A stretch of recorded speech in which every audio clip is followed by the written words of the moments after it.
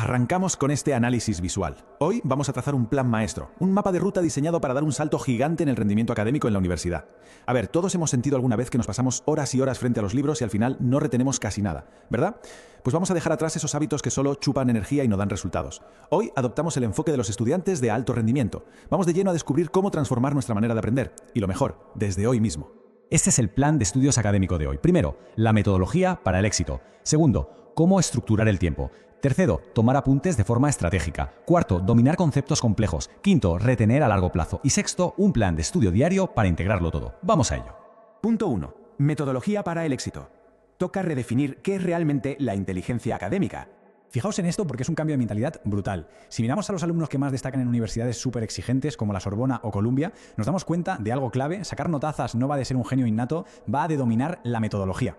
Pensadlo con esta analogía del chef que tenemos aquí. Imaginas un cocinero que se sabe de memoria las calorías, las proteínas y la historia de cada ingrediente, pero que en la vida ha encendido un fogón para preparar una receta. No tiene sentido, ¿verdad? Pues en la universidad pasa exactamente lo mismo. Podemos tener muchísima cultura general o leernos la bibliografía entera, pero si ignoramos la estrategia puramente práctica de cómo prepararse para un examen, seguiremos con resultados mediocres.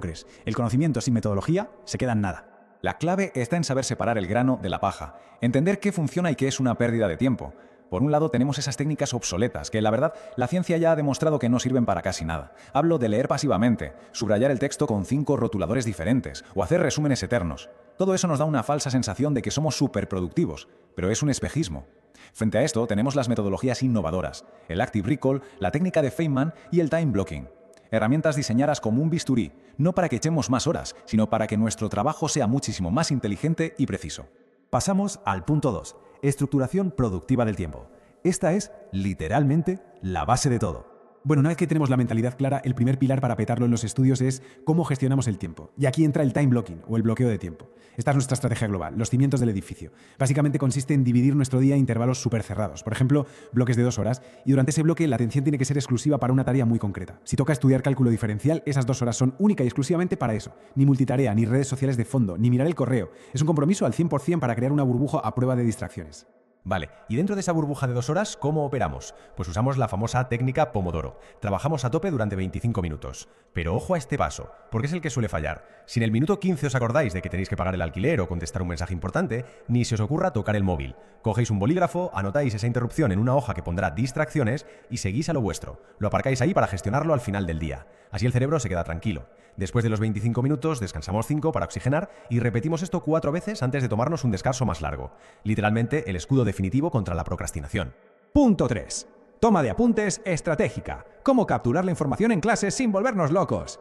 Imaginaos en el aula. De poco sirve organizarnos el tiempo en casa si los apuntes que cogemos son un caos indescifrable. Para esto, el método Cornell es una pasada. Fijaos en la plantilla. Dividimos el folio en 4 zonas. Arriba, título y datos generales de la clase. En el centro, el bloque grande donde tomamos las notas detalladas. Pero la verdadera magia ocurre en los márgenes. A la izquierda vamos sacando los elementos clave y formulando preguntas que la propia clase debería responder. Y abajo del todo, redactamos un mini resumen con lo más importante. Hacer esto nos obliga, en tiempo real, a procesar y organizar lo que escuchamos. Se acabó eso de transcribir como si fuéramos robots.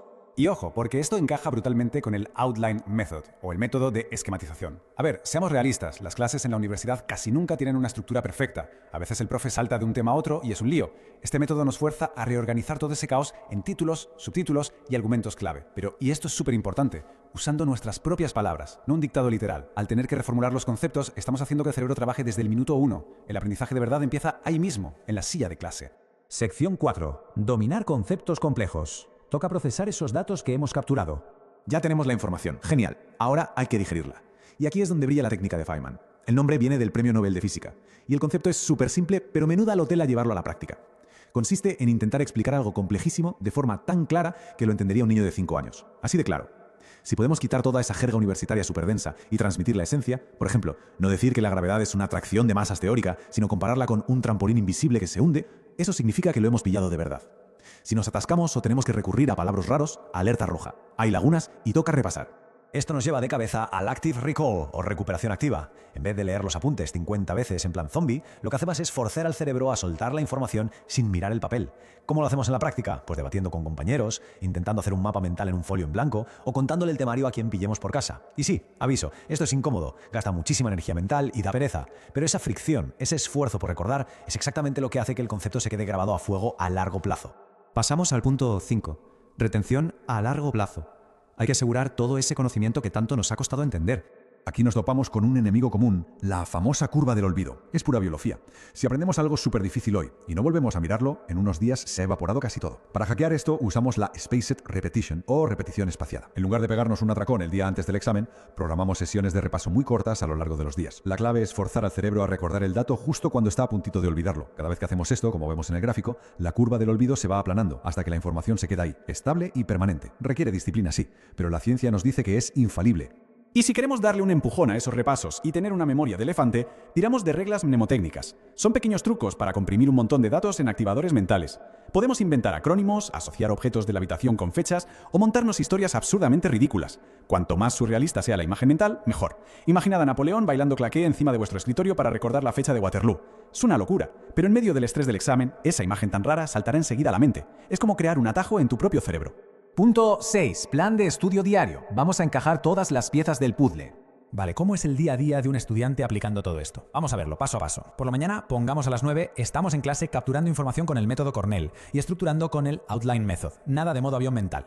Luego por la tarde, a las 2, arranca nuestro time blocking. Entramos en fase de trabajo profundo. Ciclos Pomodoro de 25 minutos, la hoja de distracciones al lado por si las moscas y usamos la técnica Feynman para procesar la teoría que nos han soltado por la mañana. Y ya para rematar, por la noche, sobre las 8, hacemos una sesión cortita de Active Recall y repetición espaciada. Así nos aseguramos de que nada de lo aprendido hoy se caiga por el precipicio de la curva del olvido. Es una maquinaria perfectamente engrasada. Pero claro, conocer toda esta maquinaria no sirve de absolutamente nada si mañana volvemos a subrayar en automático. Sabiendo que las notazas no son cosa de magia, sino de método, la gran pregunta es, ¿qué técnica vais a implementar hoy mismo para cambiar por completo vuestros resultados? Para no quedarnos solo en la teoría, os propongo un plan de acción súper rápido para hoy. 1. Bloquead un hueco esta tarde en el calendario. 2. Poned un folio en blanco al lado para anotar las distracciones. Y 3. Aplicad la técnica de Feynman al último apunte que hayáis tomado. No hay excusas, las herramientas están sobre la mesa y el cambio empieza ahora mismo.